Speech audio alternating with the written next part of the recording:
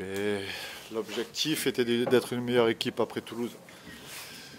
Donc on est une meilleure équipe après Toulouse. Les combinaisons ont été offensivement, à part les erreurs qu'on a commises, je trouvais que les demi s'étaient trouvés un peu mieux avec l'arrière, avec le talonneur et qu'on a joué un peu plus en équipe. Donc offensivement c'était intéressant.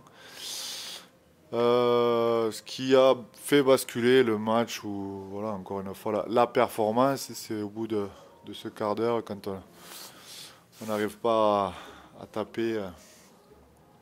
On n'arrive pas à taper au cinquième, on se retrouve au milieu du terrain, on fait une faute en suivant. Ils marquent, ils ont le momentum pour eux et nous on n'arrive pas à répondre. Donc c'est une leçon de rugby en championnat. Mais bon, moi ce qui m'intéressait c'était les combinaisons offensives et défensives et il y a du mieux, il y a encore du travail à faire, je vous l'avoue, mais voilà, il y a des choses intéressantes en termes de comportement. Vous savez qu'on était passé à côté le week-end dernier et il y a eu également des réponses intéressantes aujourd'hui. Donc il y a des motifs de satisfaction ce soir. En défense, il y a eu quelques instants où c'était un peu figé, non? Ouais, on a eu ce quart d'heure en deuxième mi-temps où on n'arrive pas à sortir la tête de l'eau et on n'arrive pas à répondre avec notre défense. Donc que ce soit lorsqu'ils ont écarté le ballon, que ce soit lorsqu'ils ont fait des offloads, on n'a pas su les contrer. Après, c'est le collectif de Wigan. Hein. Voilà, après Wigan, ça reste ce que j'allais te dire, Wigan reste Wigan et c'est les champions en titre et c'est pas anodin. Donc ouais, il y a de bonnes leçons à retenir, positives et des choses à améliorer également.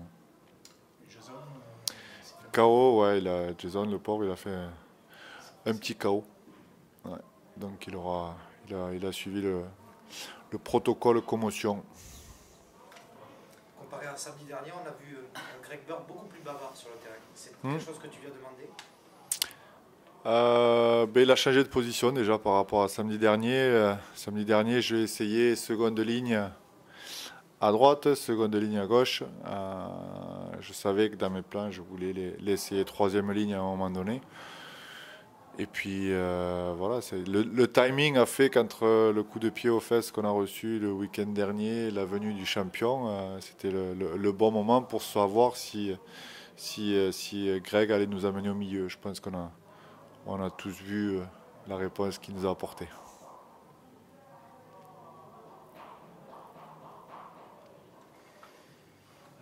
la première apparition de Mathieu Kedimi, est-ce que...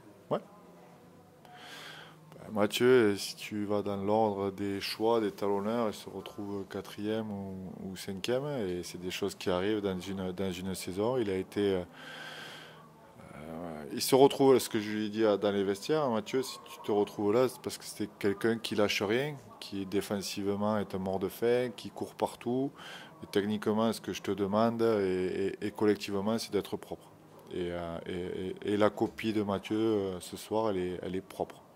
La prochaine fois, si on doit lui donner encore une opportunité, il faudra qu'elle soit propre, plus amener quelque chose d'autre.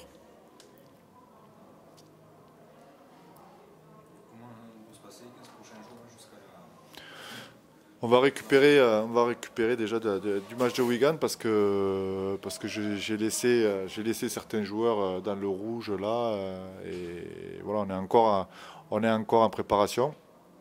Ça c'est la première des choses, récupérer et puis après c'est 2 semaines à fond fait 2 semaines à fond. Je m'entends tactiquement, techniquement, en termes de combinaison, 2 semaines pour être fin prêt contre Warrington. Ça c'est l'objectif. Ça l'était il y a encore 10 semaines. Je sais que beaucoup de choses ont été dites encore cette semaine par rapport à la performance de Toulouse, mais dans les plans, et on voulait une équipe avec de la cohésion, avec une culture. Donc tout ça a fait que voilà, il y a certaines priorités. Maintenant, c'est priorité aux combinaisons et priorité à Warrington le 11 février.